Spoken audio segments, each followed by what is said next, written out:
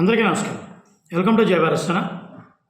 నిన్న జగన్మోహన్ రెడ్డి గారు ఢిల్లీలో ఆంధ్రప్రదేశ్లో జరుగుతున్నటువంటి అక్రమాలు, హత్యలు, అధికార కూటమి యొక్క ఆకృత్యాన్ని ఎండగట్టడం కోసం ఢిల్లీలో ధర్నా చేయడం జరిగింది.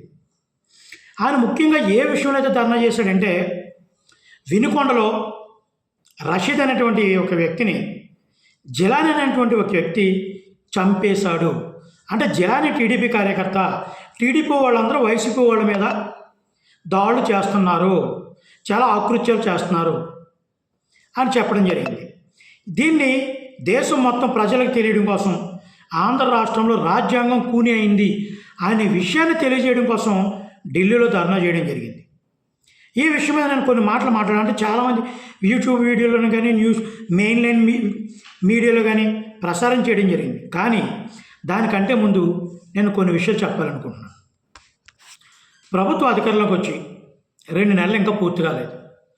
నేను ఫస్టే చెప్పాను, ఎప్పుడు చెప్పాను, 4-5 నెలల క్రితం ఒకసారి చెప్పాను, సంవత్సరం క్రితం నా వీడియోలో క్లియర్గా చెప్పాను. ఇప్పుడు టీడీపీ వాళ్ళు భయపడుతున్నారు, వైసీపీ చేసే ఆకృత్యాలను ఎండగట్టడానికి బయటికి రావడానికి భయపడుతున్నారు. కానీ రేపు ప్రొద్దుట టీడీపీ కానీ అధికారంలోకి వస్తే జగన్మోహన్ రెడ్డి మొదటి నుంచే టీడీపీ మీద తిరగబడతాడు. అతను భయపడ్డు. అవసరమైతే కార్యకర్తలు ఉసుగొలుపుతాడు. 2-3 ప్రాణాలు పోయినా పర్లేదు, అధికారంలో ఉన్న ప్రభుత్వం మీద చెడ్డ పేరు వచ్చేలా క్రియేట్ చేస్తాడు అని చెప్పడం జరిగింది. గతంలో వైసీపీ నెగ్గిన వెంటనే టీడీపీ కార్యకర్తల మీద కానీ ప్రజల మీద కానీ వైసీపీ వాళ్ళు విధ్వంసకరమైన పరిస్థితులు, ఇంట్ల మీదకి వెళ్ళి దాడులు చేసినప్పుడు, టీడీపీ కార్యాలయం మీద దాడులు చేసినప్పుడు టీడీపీ వాళ్ళు 3 సంవత్సరాల వరకు బయటికి రాలేదు. ఎవరో అక్కడక్కడ కొంతమంది తప్ప 3 సంవత్సరాల వరకు ఎవరు కూడా బయటికి రాలేదు.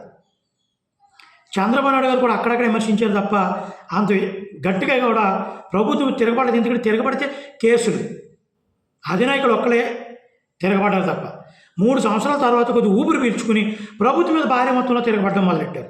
కానీ జగన్మోహన్ రెడ్డికి నేను అప్పుడే వీడియోలో చెప్పాను, ఇప్పుడు టీడీపీ వాళ్ళు ఎలాగున్నారు, కానీ రేపు వచ్చి జగన్మోహన్ రెడ్డి ఓడిపోతే మేము చూసుకుంటామని టీడీపీ వాళ్ళు అంటున్నారు. కానీ జగన్మోహన్ రెడ్డి అధికారంలో ఉన్న ప్రతిపక్షంలో ఉన్న ఎదురుదేరు చేయడం అతని యొక్క నైజం.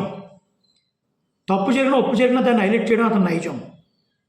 అక్కడ జరిగినా జరగకపోయినా ఏదో జరిగిందని క్రియేట్ చేయడం అతని నైజం. అదే అంత పాలిటిక్స్, మెయిన్ పాలిటిక్స్ అదే. నేను ఆ రోజు చెప్పాను, ఇప్పుడు చేస్తున్నది కూడా అంతే. ఆయన ఎన్నో హత్యలు జరిగినాయి, 1000కు పైగా దారుణాలు జరిగినాయి, 36 హత్యలు జరిగినాయి అంటున్నారు. మరి ఈ 36 హత్యలు జరిగినప్పుడు ఈయన ఎక్కడున్నాడు? ఒక జిలానీ రషీద్ అనే వాళ్ళిద్దరూ ఒక కానటువంటి ఆయన దగ్గర సెటిల్మెంట్ బ్యాచ్ కింద రౌడీజం చేస్తూ గత వైసీపీ ప్రభుత్వంలో విధ్వంసకర పరిస్థితులు చేస్తూ వీళ్ళిద్దరికీ పడగా ఈగో సాటిస్ఫై అవ్వక వీళ్ళిద్దరు దెబ్బలు ఆడుకుని, కుమ్ములు ఆడుకుని వైసీపీ ప్రభుత్వంలో తారాస్థాయికి పెరిగిపోయిన వీళ్ళ యొక్క వైషమ్యాలు కానీ వైరమ్యాలు కానీ తారాస్థాయికి పెరిగిపోయి ఎలక్షన్ దగ్గరికి వచ్చి ఒకరికొకరికి పడక అందులో ఒక వ్యక్తి టీడీపీలోకి వచ్చి ఎలక్షన్ ముందు ప్రభుత్వం నెగ్గింది. తన కక్ష సాధింపు చర్యగా గతంలో తన మీద జరిగినటువంటి దాడులు కానీ వాళ్ళిద్దరి యొక్క కక్షపూరితమైనటువంటి వ్యవహారాలు కానీ తీర్చుకోవడానికి ఇప్పుడు అతను నరికేయడం జరిగింది. ఇటువంటి పరిస్థితులు, ఇటువంటి దారుణ జరిగినప్పుడు అది ఏ ప్రభుత్వంలో జరిగింది? వాళ్ళిద్దరూ ఏ ప్రభుత్వంలో వాళ్ళని పెంచి పోషించింది ఎవడు? వినుకొండ పట్టణ అధ్యక్షుడైనటువంటి భాషాకర్ కాదు. ఆయన దగ్గర వీళ్ళిద్దరు ప్రధాన అధ్యక్షులు కదా, ఆయన దగ్గర వీళ్ళిద్దరు దందాలు చేయలేదా? వీళ్ళు ఈగోలు సాటిస్ఫై అవ్వడం కోసం ఒకళ్ళ మీద ఒకరు దాడి చేసుకోలేదా? అంటే ఒక రౌడీజం చేసే వ్యక్తులు ఒకళ్ళ మీద ఒకళ్ళు కక్షపూరితమైనటువంటి వ్యవహారంలో దాడులు చేసుకుంటే దానికోసం నువ్వు ఢిల్లీ వెళ్ళి ధర్నా చేస్తావా? అంటే ఆంధ్ర రాష్ట్రంలో నీ ప్రజలు నీ మాటలు వినడం లేదా? ఢిల్లీలో ఎవరికి చెప్తావు? నువ్వు ఇక్కడ ఇంట కలిసి రచ్చగెలాలి. ముందు ఇక్కడ ప్రజలకు వివరించు. అది తప్పో ఒప్పో ఇక్కడ ప్రజలు నిర్ణయిస్తారు. ఇక్కడ ప్రజలు నిర్ణయిస్తేనే రేపు పొద్దున్న నువ్వు నెగ్గేది. ఢిల్లీలోకి వెళ్ళి ధర్నా చేయడం వల్ల ఉపయోగం ఏముంది? ఏదో పబ్లిసిటీ చేసుకోవడం తప్ప. వాస్తవాలు తెలుసుకుంటే 8 సంవత్సరాల పిల్లని రేప్ చేసినప్పుడు నువ్వు ఎక్కడున్నావు? బెంగళూరు ప్యాలెస్లో పడుకున్నావు. గతంలో నీ ప్రభుత్వంలో అధికారంలో ఉన్నప్పుడు విషయాలు నేను అటు జోలికి వెళ్ళడం లేదు. మరుగుదొడ్డికి వెళ్ళి ఒక అమ్మాయిని రేప్ చేసి చంపేస్తే నువ్వు ఎక్కడున్నావు? వెళ్ళావా? వెళ్ళలేదు. మరో ఎదిగిన ఒక అమ్మాయిని ప్రేమ పేరుతో 10th క్లాస్ అమ్మాయి, 9th క్లాస్ అమ్మాయినా చంపేసినప్పుడు నువ్వు ఎక్కడున్నావు? ఏదో చిన్న ట్విట్టర్లో ఇచ్చావంతే. వెళ్ళావా? అంటే ప్రజలకి ఏం జరిగినా నీకు సంబంధం లేదు.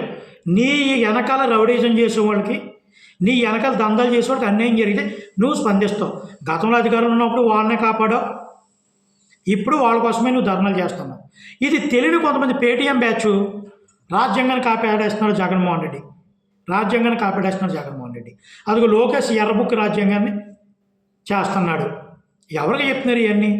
నీ ప్రభుత్వం హయాంలో ఎన్ని దాడులు జరిగినాయి? దళితుల మీద దాడులు జరగలేదా? పొలాల కోసం ట్రాక్టర్ తొక్కించలేదా? ఇళ్ల మీదకి వెళ్ళి ఇళ్లలో ఉన్న సామానాలు అన్నీ పగలగొట్టలేదా? దళిత ఆవిడ్ని చీర పట్టుకుని లాగేస్తే ఆ కిరసనలు వేసుకుని చచ్చిపోలేదా? ఒక ముస్లిం ఫ్యామిలీ భూమిని అక్రమంగా కాజేసుకుని ఇబ్బందులు పెడుతుంటే ట్రైన్ కింద పడిపోయి చచ్చిపోలేదా? మొన్న ఎంపీడీఓ నీ పార్టీ వాళ్ళు 50 లక్షల వరకు డబ్బులు ఎవరని చేస్తే కాలువ దూకి చచ్చిపోలేదా? శవం మొన్న దొరకలేదా?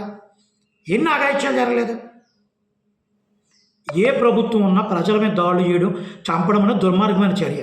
నువ్వు పెంచి పోషించిన వ్యవస్థే ఈరోజు ఇంకా కొనసాగుతుందనే విషయాన్ని సిగ్గు లజ్జ లేకుండా నువ్వు ఇంకా ఎక్కడికో వెళ్ళి మీటింగ్ పెడుతున్నావు అంటే ప్రభుత్వం నెగ్గి ఇంకా 2 నెలలు కూడా పూర్తి కాలేదు. దాని మీద అప్పుడు ఎదురుదాడు.